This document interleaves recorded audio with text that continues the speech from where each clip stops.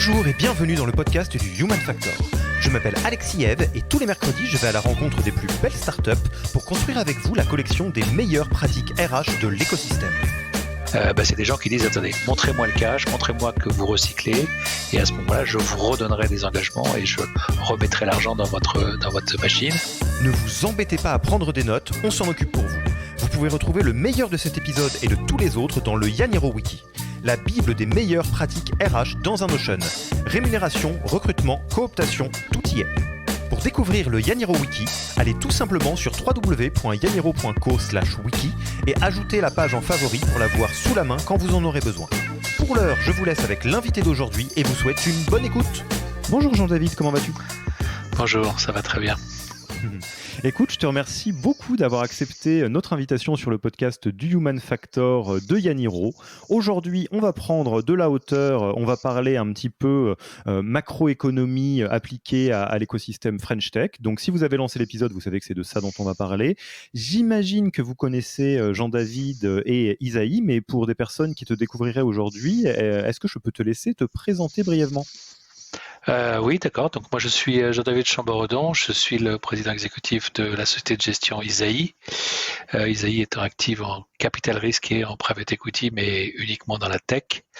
Et je suis cofondateur de Isaïe qui a été lancé en 2009-2010 avec des gens comme Pierre Kosciusko-Morizet ou Geoffroy Roux de Bézieux.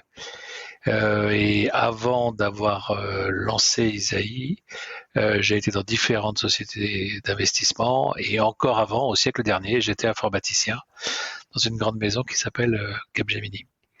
Et ce qui explique la transition entre les deux, c'est que j'avais lancé la présence de Capgemini dans la Silicon Valley en 1996, et ce qui m'a fait rencontrer le monde du web et du venture il y a à peu près 25 ans. Voilà.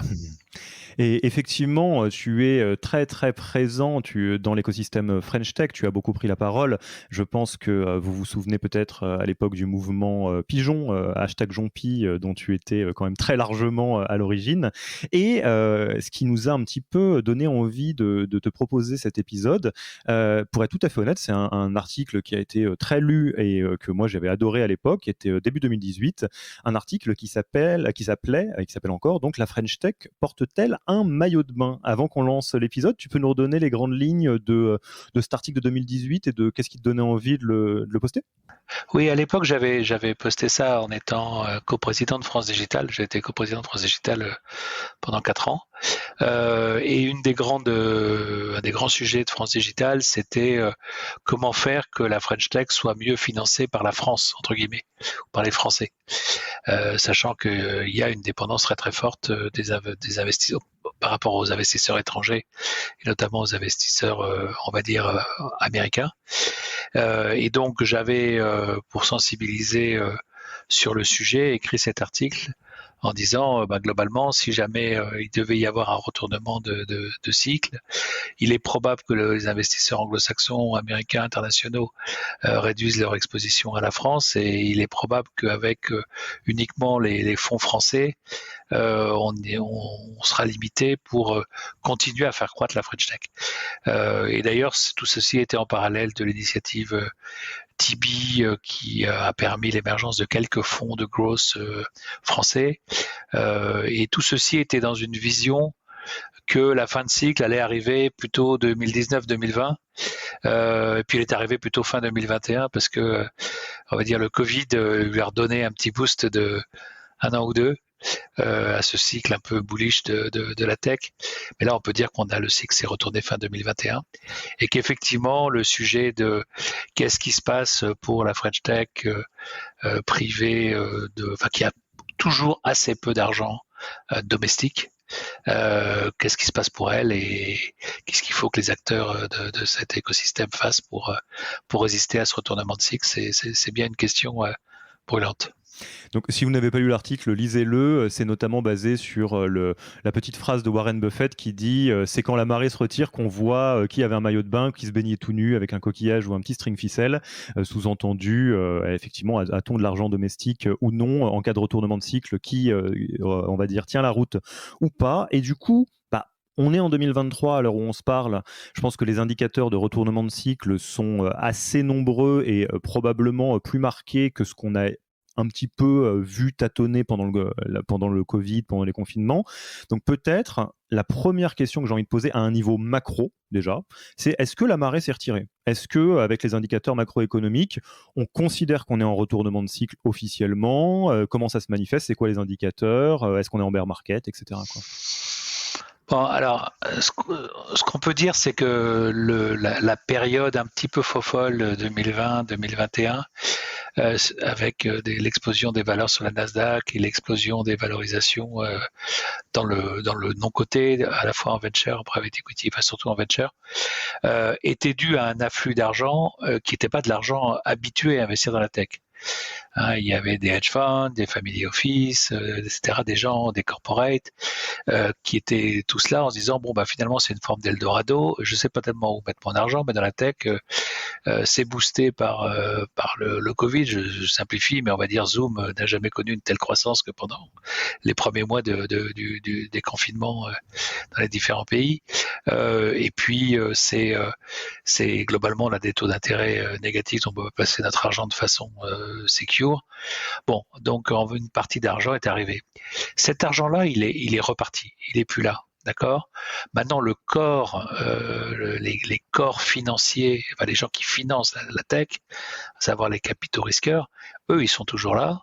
Et eux, ils ont du dry powder, ils ont de l'argent non investi qu'ils ont levé en 2018, 2019, 2020, 2021 et pour certains 2022.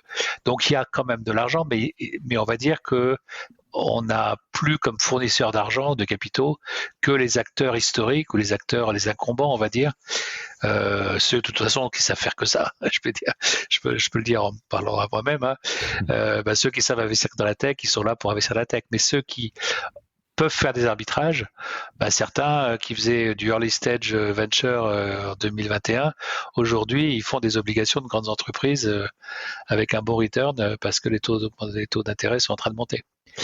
Voilà. Et alors ça, du coup, de manière très concrète à l'heure où on se parle, alors évidemment, il y avait le surplus d'argent qui a été lié globalement au quantitative easing, entre autres choses, qui a disparu, qui s'est un petit peu qui est remonté avec la marée. Moi, je suis assez curieux de savoir ce que tu avais envisagé en 2018, à quel point ça s'est mis en musique ou à quel point on a eu l'occasion de corriger le tir entre les deux, entre 2018 et 2023. Typiquement, est-ce que les investisseurs, j'allais dire internationaux, ont effectivement repris leur bille pour se concentrer sur leur territoire à eux? Est-ce que le corporate VC a quelque part, entre guillemets, un peu coupé le robinet? Et est-ce qu'à la fin du fin, il reste Isaïe et ses pairs, c'est-à-dire les professionnels du VC, quoi? Alors, la messe n'est pas dite du tout. On est au tout début de la messe, entre guillemets, pour une raison simple, c'est que les boîtes, parce que les entrepreneurs sont intelligents et puis parce que les VC les ont bien conseillés, ont fait le plein de cash en 2020, 21 ou 22 quand elles ont pu. Et donc, ça veut dire que à l'instant T, les boîtes qui ont un besoin impératif de refinancement ne sont pas si nombreuses que ça. D'accord. Les boîtes ont des besoins d'ajustement, pourquoi pas de restructuration, de replanification de leur equity story, si je puis dire. Mais il n'y a pas forcément beaucoup de boîtes sur lesquelles il y a une impérieuse nécessité de refinancer. Et c'est qu'à ce moment-là qu'on peut vraiment porter un jugement sur qu'est-ce qui se passe. Donc je prends l'exemple d'une boîte française qui serait backée par des investisseurs français early stage et mid stage, et puis qui aurait accueilli récemment des investisseurs anglo-saxons pour du mid to late stage, et qui aurait un besoin de refinancement. Est-ce qu'un tour interne serait faisable? Est-ce que les internationaux participeraient à ce tour interne? C'est là qu'on a un verdict. Clairement, les investisseurs américains sont plus durs à refinancer un portefeuille. Ils ont tendance à faire une forme de triage, comme ils disent, en disant il y a des belles boîtes, là je vais les refinancer, il y en a d'autres, elles sont moyennement belles ou moches, je laisse tomber. Alors que les investisseurs européens ont tendance à plutôt être fidèles, à dire bon, j'ai déjà mis 50 dans cette boîte, bon je peux remettre 20 pour sauver mon investissement, voire 30, et je continue à faire confiance aux entrepreneurs que j'ai backés et je ne vais pas les laisser tomber. Donc plus il y a de l'argent américain et moins la performance est bonne, moins elle est stellar, plus il y a de chances qu'à un moment donné, un tour interne soit difficile et les tours externes de grande ampleur sont de toute façon très très rares. Vont en rester très très rares quelques trimestres et ça sera que sur des boîtes exceptionnelles. Mais la boîte moyenne, en moyenne plus, c'est le cas pas A, c'est le cas B, elle aura du mal à faire un tour externe d'ampleur. Ouais, donc ce que je comprends dans ce que tu dis, c'est qu'à l'heure où on se parle, pour la plupart des histoires, on va dire des boîtes qui sont financées par du capital risque, entre autres choses, sont un peu en suspens. C'est un peu tôt pour savoir ce qui va se passer parce qu'on n'est pas encore au stade du refinancement. Si tu prends le French Tech 120 pour prendre une référence à peu près, donc des boîtes, c'est celles qui ont levé quasiment le plus d'argent puisque le critère pratiquement clé du French Tech 120, c'est combien tu as levé d'argent. Pourquoi? Tout simplement parce que c'est une donnée qui est publique, donc c'est plus facile à ranker que des grosses margins ou des contributive margins et des croissances de contributive margin. Donc en gros, le FT 120, c'est les boîtes qui ont levé le plus d'argent et qui ont une trajectoire de croissance honorable ou plus. Bon, parmi les boîtes du FT 120, la plupart des boîtes ont de l'argent sur leur bilan. Certaines sont très proches de l'équilibre économique avec des units économiques qui fonctionnent bien et il n'y a pas de souci pour elles. Si elles doivent avoir une rallonge de leurs actionnaires, elles l'auront. Et peut-être même que si elles allaient sur le marché, elles trouveraient de l'argent frais. Certaines ont vraiment besoin de trouver le bon compromis entre croissance et entre guillemets et path to profitability. Parce qu'elles ont des modèles qui sont pas très capital efficient et que si elles jouent que la croissance, elles ont un besoin croissant de cash. Et là, évidemment, c'est un vrai problème parce que tu peux pas demander à des existants d'augmenter, de financer l'augmentation d'un burn rate, ou même de maintenir un burn rate qui est très élevé. Donc là, tu as clairement un exercice très compliqué à faire parce que c'est un espèce de compromis. Si tu arrêtes d'investir, tu n'as plus de croissance, tu ne vaux plus rien, entre guillemets. Et si tu investis trop, tu as peut-être de la croissance, mais par contre, tu vas te retrouver dans le désert sans eau et sans essence. Donc là, il faut vraiment trouver la trajectoire. Et puis, il y a certaines dont le modèle économique est parti un petit peu sur quelque chose qui ne fonctionnera jamais, où la valorisation de ce modèle économique a été totalement outrancière dans les dernières étapes en 2020 ou 2021. Et là, c'est très très compliqué d'imaginer une issue autre qu'une fire sale, un adossement à bas coût, etc. Enfin, en gros, des scénarios qui sont évidemment pas très très enviables. J'espère que dans le French Tech 120, ce dernier cas, c'est quelques unités qui sont dans cette situation-là. Pas évidemment pas un quart ou un tiers des sociétés. Et alors du coup, si on commence à zoomer un petit peu sur ce qui se passe dans l'écosystème à l'heure où on se parle et l'impact que ça va avoir pour les entreprises, avant même de passer à un niveau, je dirais, recommandation ou en tout cas bonne pratique dans cette période, en quelques mots, c'est quoi l'impact de la période économique sur quelque part l'économie de la French Tech? Est-ce qu'il y a des LP qui sont plus frileux et donc des fonds qui sont moins dotés? Est-ce que les VC français investissent moins ou juste autrement? Qu'est-ce que tu observes qui est en train de se passer? J'ai entendu un peu parler de l'expression attentif mais pas inquiet parmi les VC à l'heure où on se parle.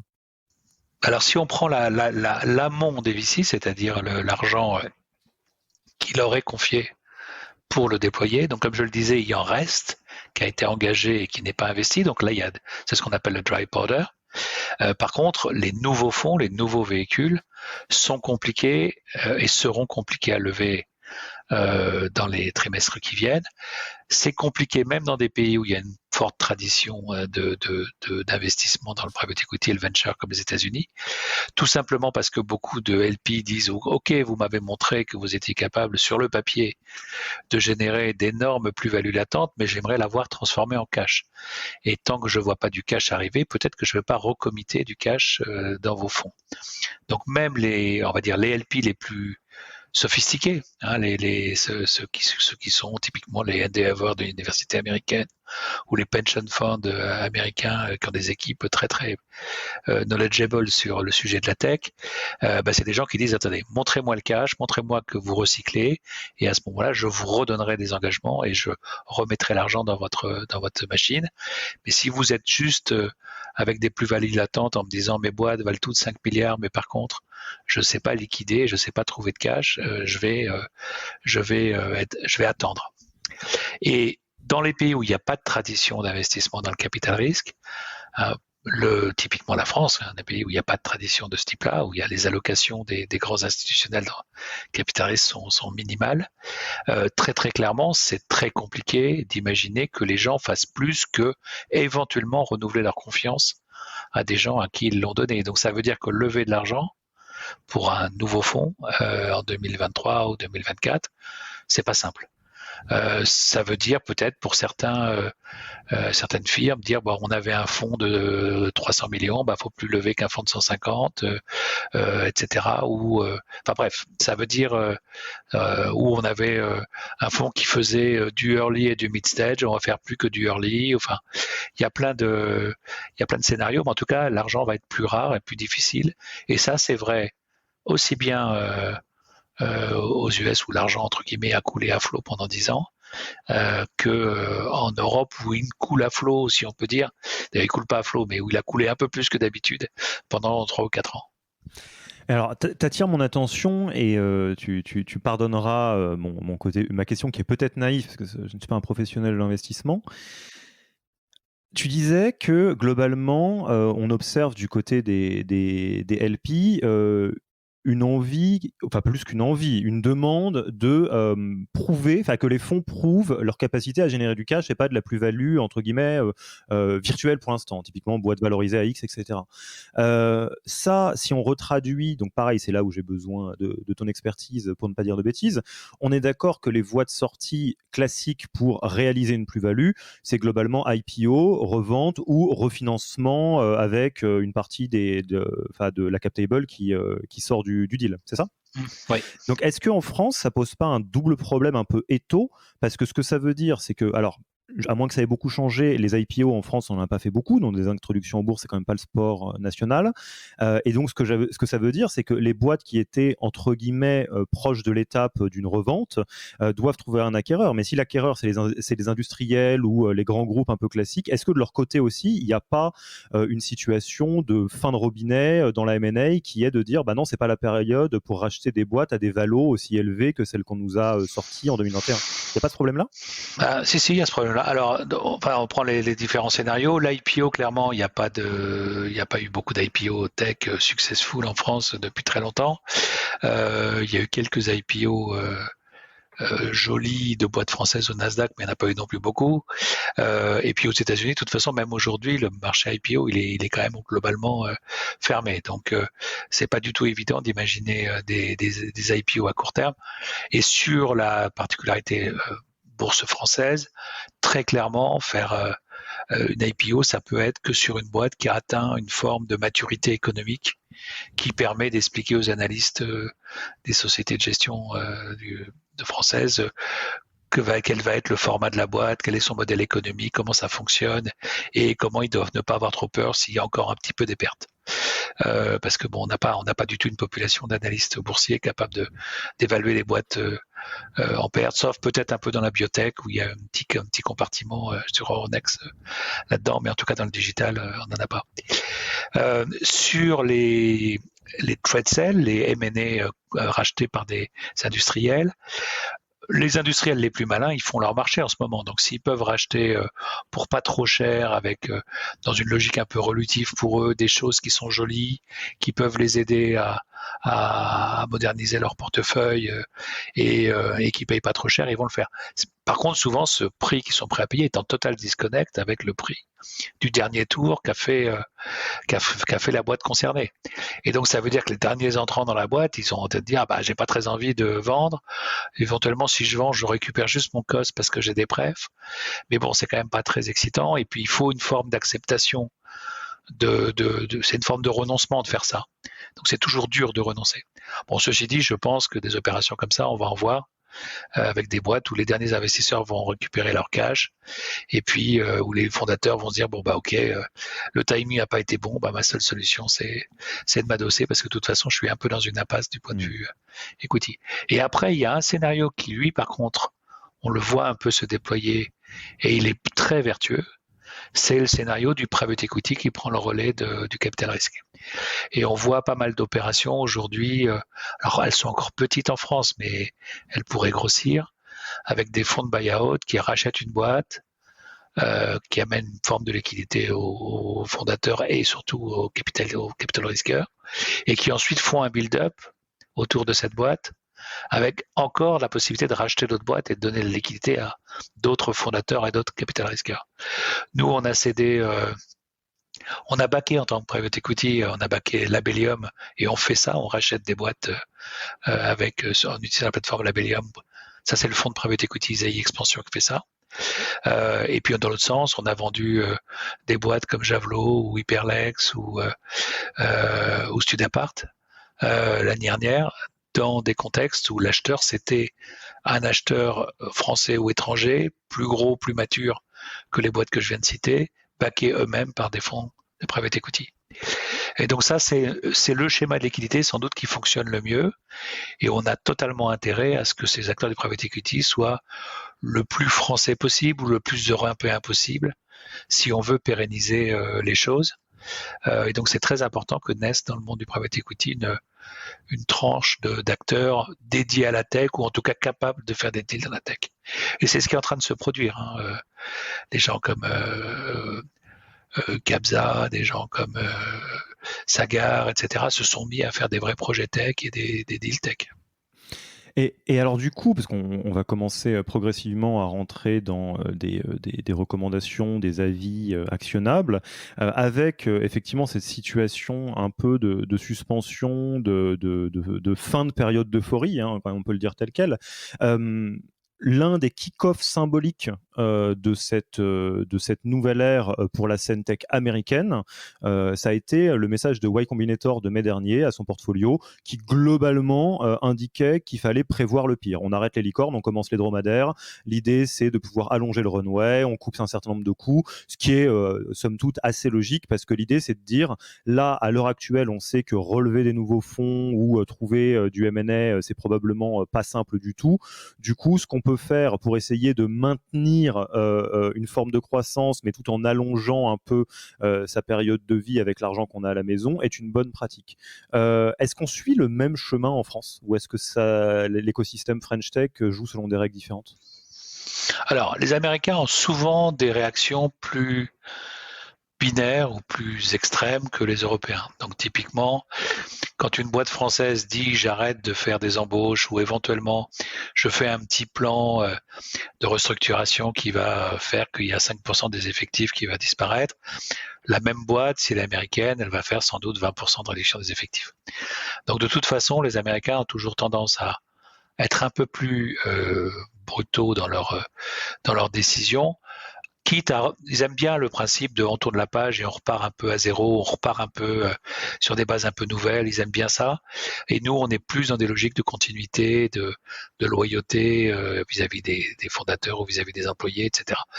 Donc, de toute façon, il y a la phrase de Y Combinator, elle est lue par un Américain, ça veut dire je restructure et je vire 20 à 40% des effectifs. Vu d'un Européen, ça veut dire j'arrête d'embaucher, mais est-ce que je fais un petit ménage ou pas dans mon organisation. Donc c'est pas la même lecture de la même phrase. Voilà, donc c'est ça qu'on peut dire. Maintenant, très clairement, ce que dit Y Combinator, ils ont raison, c'est faire l'hypothèse que ça n'est pas possible de faire un nouveau tour de table externe pour énormément de startups et que donc il faut compter sur le cash qu'on a dans le bilan et les actionnaires existants pour trouver un pass to profitability qui amène ensuite à une pérennisation de l'entreprise. C'est vrai. Il y a beaucoup de boîtes qui en début 2022 étaient en situation de faire un tour de table offensif, qui début 2023 ne sont plus du tout en situation de faire un tour de table offensif. Le marché a changé et donc la sélectivité, notamment en mid to late stage pour les gros tours de table, la barre est montée. Et donc que des boîtes, on va dire, un peu stellar, un peu exceptionnelles peuvent faire des tours offensifs aujourd'hui, à l'instant T. Oui, vas-y. Là, je parle en mid to late stage. En early stage, c'est un petit peu différent. Je serais moins dur. Je pense qu'il y a peut-être que la boîte qui pouvait lever 5 millions en seed, elle va lever que 3 millions, mais elle peut encore lever cette année un tour externe. Par contre, en série B, série C, ce que je dis est évidemment après série C est parfaitement vrai. Beaucoup de boîtes qui pouvaient lever un série B ou un série C depuis 2022 ne peuvent plus lever un série B ou série C en 2023. Oui, ça c'est important ce que tu dis, parce que quelque part, moi la manière dont je le comprends, pareil, un peu en mode profane, c'est que la phase seed, pré-seed, de toute façon c'est risqué. Que ce soit, enfin c'est le principe, c'est la phase la plus risquée. Donc que ce soit dans la période actuelle ou dans la période d'avant, on part du principe que c'était des deals risqués de toute façon. Peut-être que les critères de choix d'un bon deal en 2023 et en 2021 sont pas les mêmes, ça il y a des bonnes chances. Mais dans tous les cas, effectivement, c'est pas tout à fait le même monde. Donc ça, on va le garder en tête dans la suite de la discussion. Je vais juste compléter sur ce que tu dis là-dessus. Oui, effectivement, les investisseurs early stage ont plus l'habitude de prendre des risques, mais surtout le retournement de cycle pour les boîtes late stage dans lesquelles ils sont actionnaires est beaucoup moins douloureux pour eux. Parce que si on te dit je pensais que je ferais 50 fois la mise sur l'argent que j'ai mis il y a 4 ans dans une boîte, et on te dit bah oui, mais finalement ta boîte elle vaut que 2 fois et demi moins, donc tu vas faire que 20 fois la mise, t'es pas traumatisé. D'accord. Par contre, le gars qui est rentré il y a un an, à qui on explique qu'il a payé 3 fois trop cher, Ouais. ou 2 fois et demi trop cher, lui, il est plus traumatisé, il a beaucoup plus de mal à faire des nouveaux deals. Donc c'est ça aussi qui explique pourquoi le early stage est moins sévère que le late stage dans son comportement. Oui, tout à fait, c'est pas le même sport en fait. C'est pas tout à fait le même sport. Et alors du coup, venons un petit peu à des préconisations, des avis, des conseils, ce que tu vois dans la French Tech. Donc on pourrait prendre l'exemple de plusieurs entreprises du portefeuille Isaïe. Qu'est-ce que tu donnerais, ou qu'est-ce que tu donnes tout court, comme préco aux founders qui nous écoutent là? Concrètement, comment on navigue avec un vent de face, étant entendu que ça va être très différent si on est déjà post-série A, série B, série C, voire plus, ou si on est à une sortie seed, quoi. Mais qu'est-ce que tu pourrais donner comme collection d'avis selon les différentes maturités ou typologies de boîtes? Écoute, moi, j'ai à un moment donné, je passais pas un vieux con, mais un conservateur, en disant attention, capital efficiency, unit economics, c'est important, etc. Et quand il y avait des levées de fonds en très très early avec des multiples délirants ou des valos qui faisaient l'hypothèse que forcément la boîte allait faire 10 millions de dollars d'ARR dans 1 an et demi, 2 ans, alors que c'est pas si facile que ça de passer de 0 à 10 millions de dollars en 1 an et demi ou 2 ans, c'est même très très difficile. Et ben voilà, donc on a toujours été chez Isaïe très orienté capital efficiency, très orienté il vaut mieux avoir une discipline très forte sur l'argent qu'on dépense quand on est une jeune entreprise, pour qu'ensuite, évidemment, on peut augmenter l'ambition, on peut augmenter la prise de risque financière parce qu'on a plus de capital, mais en tout cas, on le fait sur la base de bons fondamentaux. Si on prend des mauvaises habitudes dès le premier jour, c'est très difficile de corriger. D'accord. L'exemple que je prends souvent, c'est un gars qui tu donnerais, quand il est en primaire, tu lui donnes 1 000 euros d'argent de poche par mois. Il y a peu de chances que ce soit un bon gestionnaire dans sa vie, tu vois. Voilà, donc c'est un peu ça. Donc, juste, si je permets de sauter sur cette virgule, c'est quoi les fondamentaux du capital efficiency dans un jeu startup? Parce que j'imagine que c'est pas forcément ça, c'est simple, c'est combien tu génères de grosses margins ou de contribution margin. Là, tu peux être plus ou moins difficile dans ton calcul, mais en gros, comment tu génères de marge récurrente avec combien de capital? Donc, si tu génères 1 euro de contribution margin récurrent pour 1 euro de capital, tu es le roi du pétrole. S'il te faut 10 euros de capital pour générer 1 euro de grosse margin, tu as un vrai problème. L'équation économique ne fonctionne pas. Donc, quelquefois, qu'est-ce qui se passe dans les boîtes? Au tout début, c'est très difficile d'avoir un bon ratio de ce type-là parce que tu investis sur le produit. Donc, tu as des coûts fixes qui en rapportent ton revenu sont très, très élevés en réalité. Ensuite, tu as une phase où tu peux trouver un modèle qui tourne assez bien. Mais souvent, ça veut dire que tu n'adresses pas tout le marché, tu adresses une niche de ton marché ou une partie de ton marché, celui que tu es capable d'accéder avec finalement peu de capital. Après, tu lèves plus d'argent et avec plus d'argent, tu te permets d'avoir une go-to-market qui soit un peu moins rentable, un peu moins efficient. Et puis, si tu as besoin de réduire un petit peu, d'augmenter ta capital efficiency, bah, tu prends les différents secteurs, les différentes géographies, puis tu coupes ce qui marche pas bien ou ce qui marche pas assez bien. Voilà. Mais en tout cas, tu as un cœur de business qui est solide. Si tout ton cœur de business, tu n'as aucun endroit qui est capital efficient, c'est super dur de savoir ce qu'il faut couper parce qu'il faut tout couper en fait. Et c'est là que ça devient compliqué. Donc c'est là que tu as le gamin avec 1 000 euros d'argent de poche tous les mois. C'est ça le syndrome. C'est que tu ne sais pas quoi couper dans ce que te coûte la croissance parce que tu ne sais pas, tu n'as aucun endroit où ta croissance est vraiment efficient. Oui, tu as pris l'habitude de l'argent infini, l'équivalent des 1 000 euros pour un gamin, et du coup tu te dis, bon, bah, l'argent il y en aura toujours, alors que c'est pas le cas. Et le jour où il y en a moins, tu sais pas où couper. Voilà. Donc ça c'était ta première préco, donc on va dire ressortir les métriques de capital efficiency, et plus on l'a fait dès le début, mieux c'est. Ouais. Donc quoi d'autre? Qu'est-ce qu'on peut dire aux founders? Dans le jeu actuel, c'est vraiment le cœur du sujet. Hein. Alors après, tu peux l'aborder de plein de façons, en regardant plein de ratios à la fois sur des coûts fixes, des coûts variables, etc., etc. Mais globalement, c'est le sujet, c'est comment utiliser le mieux possible l'euro que j'ai encore sur mon bilan ou que vont me donner mes actionnaires ou que je vais élever éventuellement dans un tour interne le plus efficacement possible pour me reprocher d'une situation entre guillemets où je peux pérenniser le business. C'est ça le sujet le plus compliqué, le plus prégnant pour toutes les boîtes. Et ça, de manière pareil, toujours très dézoomée sur l'entreprise, est-ce que ça veut dire aussi le plus tôt possible se rapprocher d'une trajectoire de rentabilité versus de croissance pure, ou c'est vraiment du cas par cas, ça, selon toi? Bah, tu sais, si tu faisais des énormes pertes et que tu arrives à trouver une trajectoire où tu fais des petites pertes, t'as fait un très bon, toi. Donc c'est pas forcément la profitabilité à tout craint. Et d'ailleurs, il faut faire très attention au raisonnement malthusien qui consiste à dire, bah, j'arrête totalement d'investir parce que je vais être profitable. Mais si tu es profitable sans aucune croissance, tu vaux plus grand chose. Une grosse partie de la valeur des boîtes de tech, c'est leur potentiel de croissance. On dit souvent qu'il y a une fonction quasiment fonction carrée de la croissance dans la valorisation des boîtes. Qu'une boîte qui fait 100% de croissance, elle vaut 4 fois plus qu'une boîte qui fait 0% de croissance. Et quand je dis 4 fois, c'est peut-être un minimum. Hein. C'est peut-être bien, la différence est même plus forte que ça. C'est peut-être un cube plutôt que, tu vois, c'est peut-être 8 fois. Hein. Donc voilà, donc globalement, il faut pas être malthusien, il faut trouver de la croissance, mais il faut trouver une croissance qui ne coûte pas trop cher en capital. Et c'est ça l'exercice compliqué. Donc tu vois, je sais pas, tu es une boîte de soft, tu as une partie self-service, tu as une partie PME, tu as une partie grand compte. Bah, puis dans les grands comptes, tu as une partie financial services, une partie retail, une partie je sais pas quoi.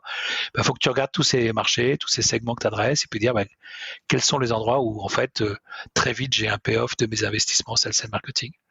Là où il est à 2 ans, bah, peut-être que j'ai pas les moyens aujourd'hui de les faire, il faut que je les arrête. Là où il est à 3 mois, c'est une évidence, il faut peut-être même que j'investisse plus pour que mon équation économique et ma pérennité soient plus rapides à atteindre.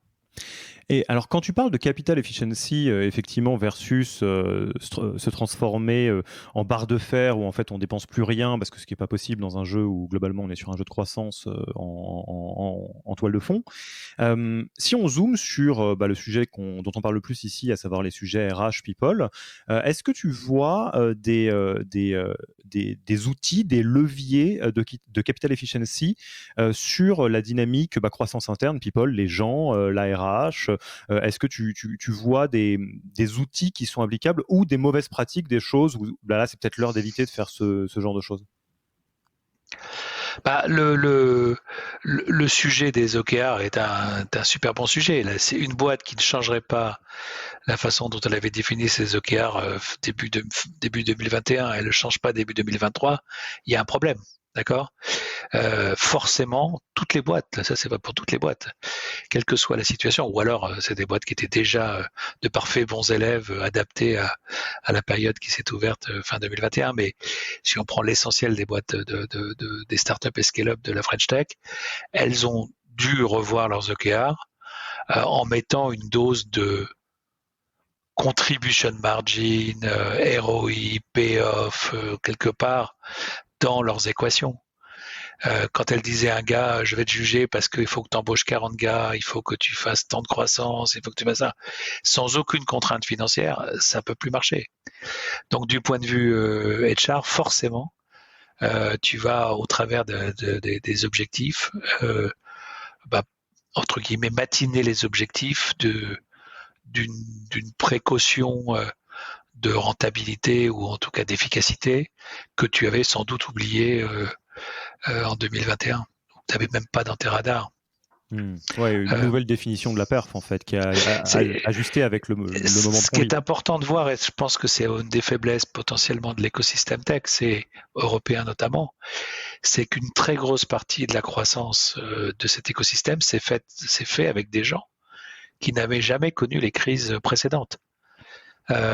Et donc globalement, tu as un paquet d'entrepreneurs et un paquet de jeunes confrères à moi qui n'ont connu que des cycles haussiers, puisqu'en fait on est en cycle haussier que depuis 14 ans quasiment. On était au point le plus bas possible en 2008, puis depuis 2009, ça ne fait que s'améliorer. Enfin, ça n'a fait que s'améliorer jusqu'à 2022. Donc ça fait 13 ans, voilà. Donc 13 ans haussier, il y a plein de gens, il y a 13 ans, ils étaient étudiants et puis ils n'étaient pas en train de vivre une crise économique. Moi, j'étais aux US en 2008 quand Lehman a fait faillite. Je peux dire que ça faisait tout drôle de voir les Américains d'un board à l'autre. Le board du mois d'août, ils étaient bullish. Le board de novembre, ils voulaient fermer les boîtes. Bon, voilà. Donc et donc là, il y a tout un apprentissage de qu'est-ce que c'est qu'une période contrainte. Avec une croissance GDP qui est plus faible, une demande consommateur qui est plus faible, une demande B2B qui est peut-être plus lente à se matérialiser et du capital pour financer la croissance qui va être plus difficile à obtenir. Donc l'équation économique, elle est nouvelle pour pas mal d'acteurs. Et alors, à ce sujet, forcément, on passe une partie de notre quotidien au plus proche des boîtes qui vivent ça. Il y a quelque chose que je trouve intéressant, je te le partage en signal faible, je serais ravi d'avoir ton avis sur la question. J'ai l'impression qu'en France, il y a beaucoup de boîtes ou beaucoup d'endroits dans les boîtes dans lesquels on n'a pas encore intégré cette réalité nouvelle. Typiquement, il y a effectivement des boîtes qui continuent à jouer à un jeu de croissance qui ressemble à un jeu de croissance de 2021, où effectivement, on n'a peut-être pas la même définition de la performance. Et un autre effet que je vois, qui est très RH, c'est j'ai vu des profils founders et des RH qui se retrouvent en décalage complet avec les équipes parce que les équipes ont l'habitude d'une boîte qui est en fait champion du monde NBA équivalent French Tech avec tout ce que ça implique, on a plein de budget, on valide toutes les périodes d'essai, etc. Et il y a d'un côté le COMEX qui bosse avec le board en se disant bon sang, est-ce qu'on peut éviter un layoff, est-ce qu'on peut éviter de faire ça, et dans les all-hands meetings, des questions, des collabs qui sont bon, on fait la semaine de 4 jours ou pas, enfin une espèce de déconnexion complexe. Est-ce qu'il y a une préco côté founder qui est de juste prendre le temps d'expliquer à toute la boîte, pas le nous sommes en guerre d'Emmanuel Macron, mais pas loin, enfin c'est une nouvelle page qui s'ouvre avec une nouvelle logique, quoi. Je pense qu'effectivement le langage de vérité s'impose. Alors c'est pas pour autant qu'il faut mettre tout le monde en mode panique, mais une fois qu'on a un plan, expliquer quel est le plan et expliquer quelles sont les contraintes liées au plan et partager ça avec toutes les équipes me paraît une bonne pratique. Parce que le truc qui est par contre extrêmement mauvais, extrêmement dangereux, c'est que tu ne communiques pas sur le changement de contexte, que tu fasses des petites restructurations à la petite semaine. Équipe par équipe, département par département, etc. Et qu'à la fin, il n'y ait plus de confiance de la part des équipes dans le management de la boîte parce que ils se disent, en fait, finalement, les mecs, ils savent pas où ils vont. D'accord ? Donc, je pense que si tu dis, il fait très froid, on va tous mettre un anorak, mais avec un anorak, on va gagner la guerre, et que tu fais toutes tes actions en cohérence avec ça, c'est quelque chose qu'il faut partager avec les mecs qui veulent aujourd'hui se balader en maillot de bain. Il faut leur dire non, mets ton anorak. On peut plus se balader en maillot de bain, il fait trop froid. Et puis si tu veux vraiment être en maillot de bain, il faut que tu ailles ailleurs parce que chez nous, il n'y a que des mecs en anorak. Et voilà, mais je pense qu'effectivement, il y a... Alors on est toujours très pudique en France sur ces sujets-là. Historiquement, il y a la grosse peur des licenciements collectifs, des plans sociaux, etc., qui sont des mots qui font peur. Donc ça rend les patrons un peu pudiques, mais je pense qu'ils ont intérêt quand même à communiquer très très clairement sur le fait que les règles du jeu peuvent changer, et de montrer qu'on fait des arbitrages. Ils ne font pas que des arbitrages à la baisse, ils peuvent faire des arbitrages. Tu vois, tu peux très bien dire, bon, écoute, on a fermé une partie il y a une partie des services qui ont été une partie des départements qui ont été un peu downsizés. À l'inverse, on a renforcé l'équipe d'engineering et l'équipe produit parce qu'on pense que c'est très très très important que notre produit reste state of the art, etc., etc. Et montrer que c'est des arbitrages que tu fais comme décision et pas juste des haircuts. Voilà. Oui, non, mais ça me parle beaucoup ce que tu dis parce que effectivement, c'est pas la même chose de dire bon bah on cut moins 20% ou là effectivement, enfin on cut 20% de l'effectif ou la compréhension générale que ce soit des équipes ou des médias, ça va être bon bah fallait pas embaucher autant en 2020 ou en 2021 ou quelque chose ou de la mauvaise gestion. C'est très différent de dire bon on avait essayé d'ouvrir ce pays, on va pas l'ouvrir. On avait essayé de lancer ce nouveau produit, en fait il n'est pas cohérent en termes de renta ou d'efficiency, donc on peut pas faire ça. En revanche, le produit cœur et nos clients, on va les chouchouter, donc on augmente le budget de telle ou telle manière. Quoi. On est sur l'efficiency. Quoi. Absolument. Okay. Absolument. Et peut-être pour aller sur un point très précis, je ne sais pas si tu as un avis profond là-dessus. Si c'est pas le cas, tu me diras bah non, je m'y suis pas particulièrement intéressé. Quelque chose que moi je regarde avec beaucoup d'attention, c'est la conjonction du fait que on va rentrer très vraisemblablement dans une phase dans laquelle il y aura des layoffs. Hein. En tout cas, si ça suit ce qui s'est passé aux États-Unis, c'est probable que ça se passe un petit peu comme ça en France et ça a un petit peu commencé. Mais en parallèle de ça, en tout cas jusqu'à il n'y a pas très longtemps, on était dans une vraie phase où c'était la guerre des talents sur le marché de l'emploi, ce qui créait une augmentation des salaires moyens, des profils que tout le monde s'arrache, les devs, etc. Est-ce que vu de l'œil de l'investisseur, il y a une manière de naviguer ça que tu recommandes? Est-ce qu'on va se dire, bon, bah, vu qu'il va y avoir des layoffs, il y a un petit mercato à faire où c'est le moment d'aller récupérer des super devs qu'on n'aurait pas pu avoir parce qu'ils étaient chez boîte X qui avait recruté tous les devs avant, ou ça sera opportuniste, entre guillemets, et chacun fait de son mieux, quoi. Écoute, moi je pense aussi qu'il y a les périodes comme ça te permet aussi de faire un peu le tri entre les gens qui ont des vraies, entre guillemets, des vraies convictions, des vraies motivations professionnelles et ceux qui sont là parce qu'à un moment donné, c'est à la mode d'y être, quoi. Donc je pense que naturellement, il y aura toujours une pénurie de ressources parce que le niveau de fit que tu veux attendre, ton niveau de filtre, il va augmenter. En même temps que la population éventuellement va se restreindre. Donc, je ne crois pas qu'on va rentrer dans un monde où il y aura plus de pénurie de très bons développeurs ou plus de pénurie de très bons vendeurs ou de très bons grosses marketing guys.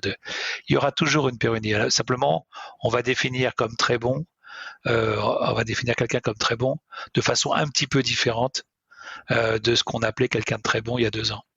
Et on va être plus sélectif, notamment sur le comportement, sur la motivation, sur la résilience, sur la patience, des choses comme ça.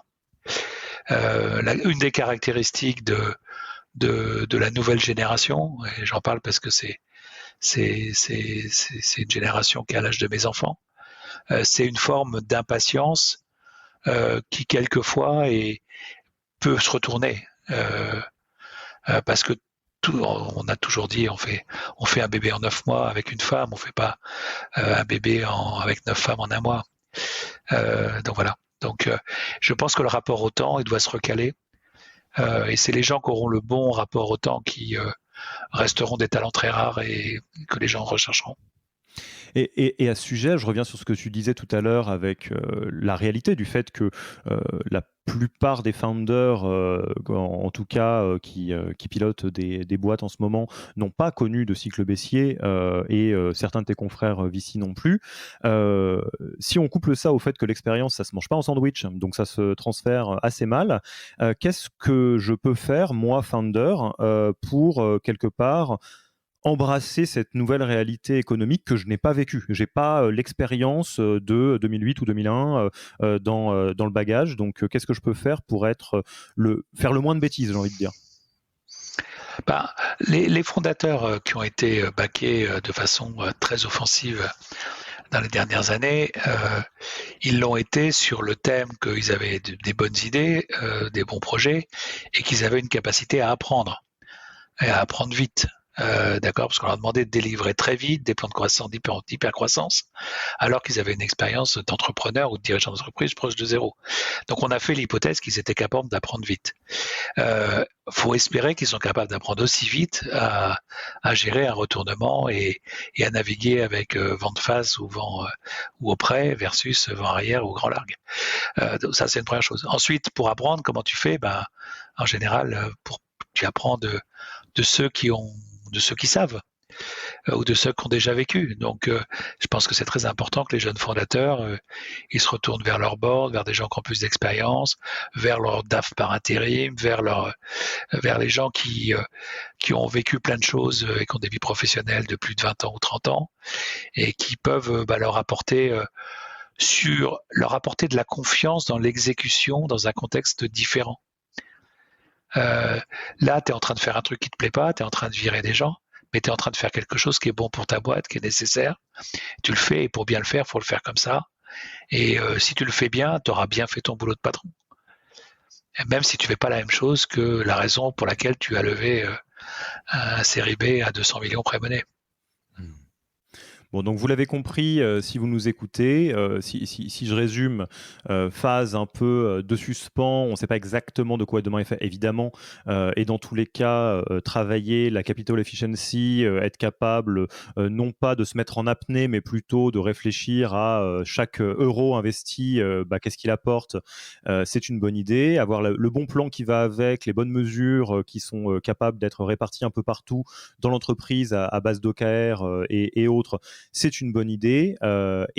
Après, j'imagine que tu n'as pas plus d'intuition de ce qui va se passer dans le futur que les autres. Je crois que ton côté Cassandre a déjà fait ses preuves sur 2018. Mais... J'espère ne pas être un Cassandre, mais ce qui est certain aussi, c'est qu'il y a peut-être quand même des questions à se poser, parce que là, on a eu des raisonnements très financiers. Il y a aussi un raisonnement sur la raison d'être des boîtes ou ce qui fait qu'elles peuvent s'installer dans les durées. Donc, est-ce que je suis un must-have? Est-ce que je suis un nice-to-have? Est-ce que je suis un médicament? Est-ce que je suis une vitamine? Etc., etc. C'est des bonnes questions. Et peut-être que si je suis à la frontière de médicaments et vitamines, il faut que je devienne un médicament. Et peut-être que si dans mon offre, j'ai des choses qui sont un peu nice to have, d'autres qui sont must have, je me ressente sur le must have, etc. Donc il y a quand même des questions, parce que dans un marché, alors il n'y a pas de récession devant nous, mais on voit bien qu'il y a un ralentissement, un ralentissement de la croissance à minima. Et donc il y a forcément des choses qu'on arrivait à vendre il y a 2 ans qui seront très compliquées à vendre demain. Et donc c'est là qu'il faut vraiment se poser des questions indépendamment de. Alors c'est très corrélé, puisque plus tu arrives à vendre facilement, plus ton activité capitalistique est forte, sauf si tu vends un produit où tu fais pas de grosse margine. Enfin, mais bon, globalement, c'est très corrélé, capital efficiency et pertinence du produit sur le marché. Mais je pense qu'il y a des questions à se poser sur la pertinence des offres de certaines boîtes, de la vraie taille de marché. Etc., de façon à recaler les ambitions sur des choses réalistes. Parce que c'était un des grands dangers de la situation précédente, c'est on a 25 ou 27, je sais plus, licornes en France, mais on n'a jamais fait une session à plus d'1 milliard. Donc ça veut dire quoi? Ça veut dire qu'on fait des boîtes qui sont pas vendables.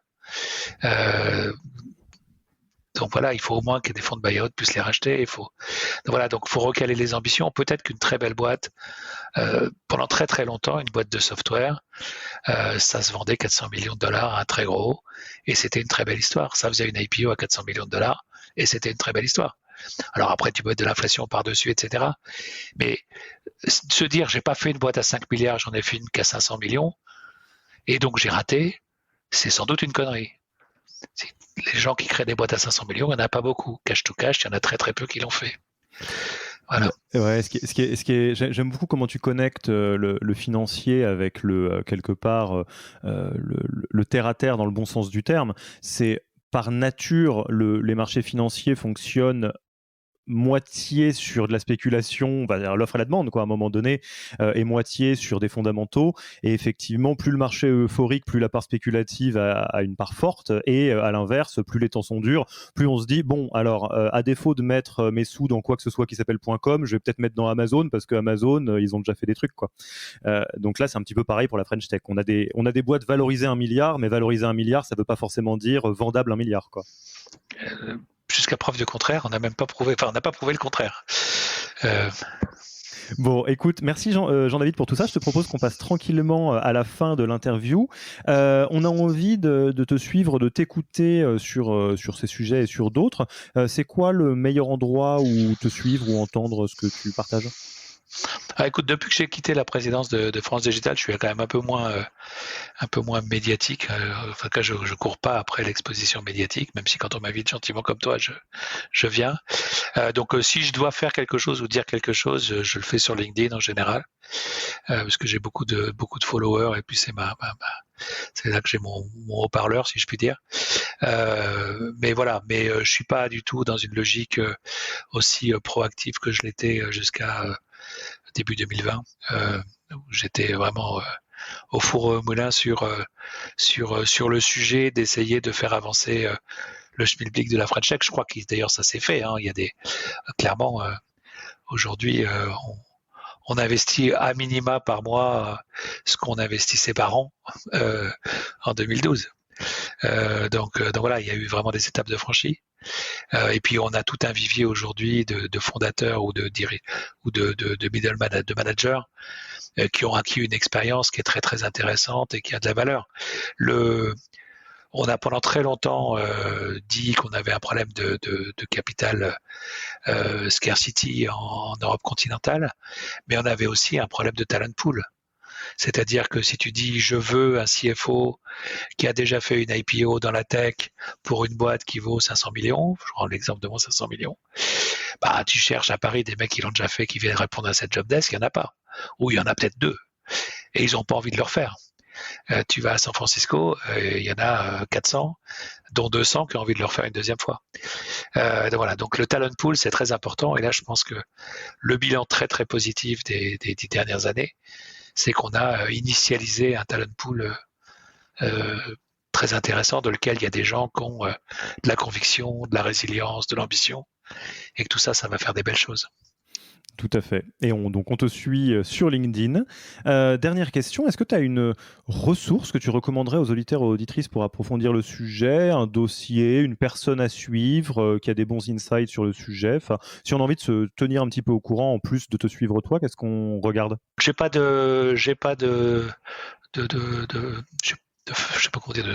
comment on appelle ça, d'idole, mais j'aime bien lire. Il y a des gens que j'aime bien lire. J'aime bien ce que le gars, là, Michael Jackson, le gars de Luxembourg. J'aime bien Mark Suster de Upfront Venture. J'aime bien quelques gars. J'aime bien. Alors ces gens-là, c'est comme moi, et à un moment donné, peuvent être très actifs, écrire des trucs, puis après ne plus rien faire.